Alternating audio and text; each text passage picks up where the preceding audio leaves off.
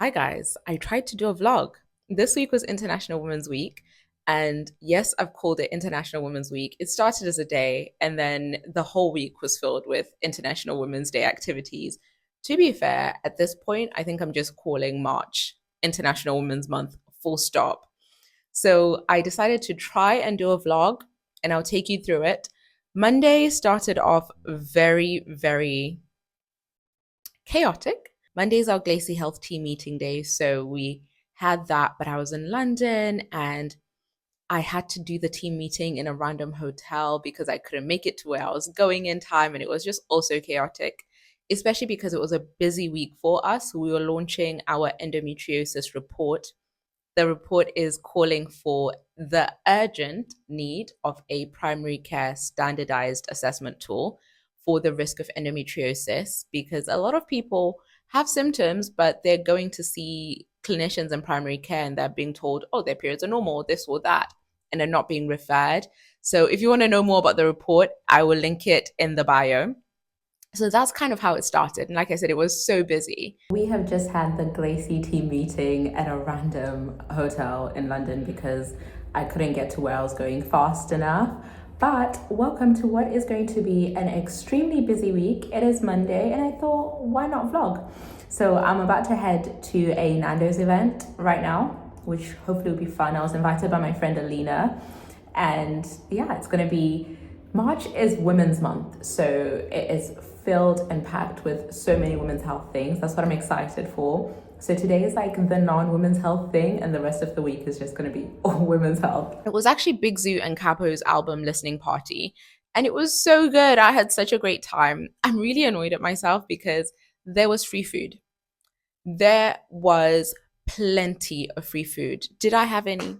No, because my day had been so chaotic from like rushing the meeting, everything to do with releasing the report. Like my stomach could not tolerate eating food, and I was starving. I was starving. Anyway, so that was the beginning of the week. Bullets ping, stories I know that I couldn't bring. Same way I'm still with the goodest thing, but stupid pattern. I was a guy that before music happened. Please mind the gap between the train and the platform. We rolled into the second day of the week. I had my normal like commitments at work, clinic, etc. And also there was a parliamentary event. I think I went to Parliament like 3 times this week. Yeah, so had a trip to Parliament. It was an interesting event because I didn't know what to expect, but I thought it would be more discussion. There'll be like Q&A, but it was like the speakers spoke and then we went to the next speaker. The speaker spoke, we went to the next speaker. So from that perspective, I'm like, oh, okay, I would have loved to have been able to ask questions and be like, okay, so what solutions are we working towards, etc. Anyway, so then I actually have no idea what day it is, so I'll fix the right date to the right content. The other parliamentary event that I went to was for endometriosis.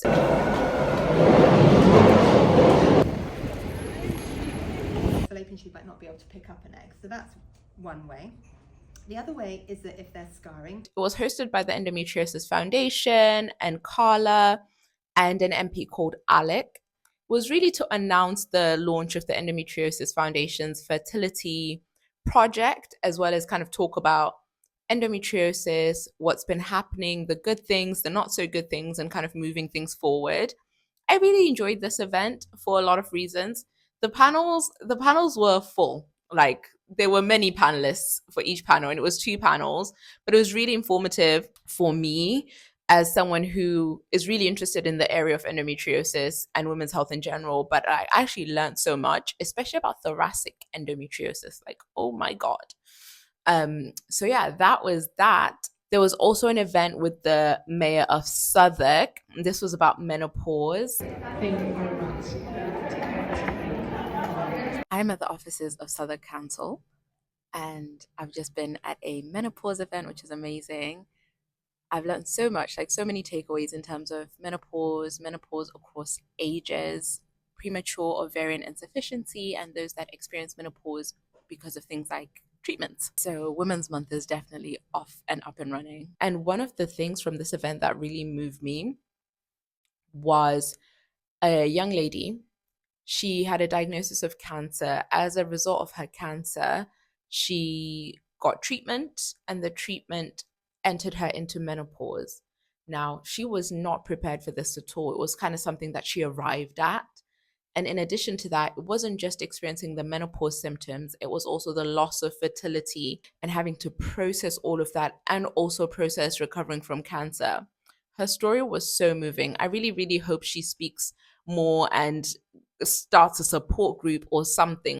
Her experience is probably not an isolated one. So, yeah.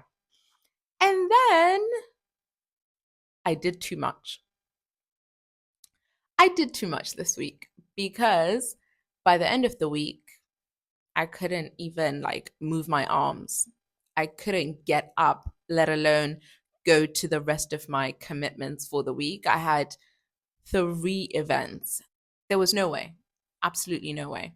In terms of International Women's Day itself and accelerating progress, what am I doing to accelerate progress? I would say maybe the one thing that I can say right now is definitely the endometriosis report and trying to move things forward with that, because if we do end up with a primary care risk stratification tool, that could change the game for people with symptoms that have not yet been referred and kind of break down that barrier. So I think that could be that is something I'm doing to accelerate progress.